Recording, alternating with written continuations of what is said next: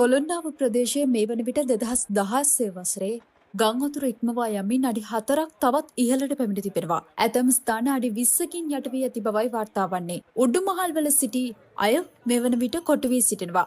ගලවා ගැනීමේ මෙහෙයුම් තවදුරටත් ක්‍රියාත්මකයි. අලුතින් අඩි 3ක් උස් කරමින් ඉදිකළ අවිස්සාවේල්ල මාර්ගයත් ඔරුගොඩවත්ත අමතලේ දක්වා ස්ථාන කිහිපයක්ම මේ වන විට යට වී තිබෙනවා. අමතලේ සිට ඔරුගොඩවත්ත දක්වා කැලණි ගඟ පිටාර ගැනීමෙන් අද පෙරවරුව වන විට ඇතැම් ස්ථාන අඩි 20කින් යට වී තිබෙනවා. රථවාහන ආරක්ෂාවට දැමූ අවිස්සාවේල්ල පාරත් යට වෙමින් රථවාහන රැසක් මේ වන විට ජලයෙන් යටව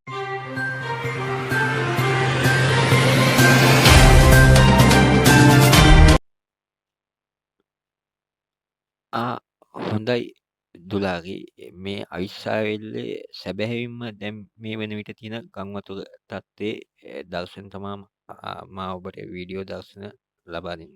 ස්තුතියි.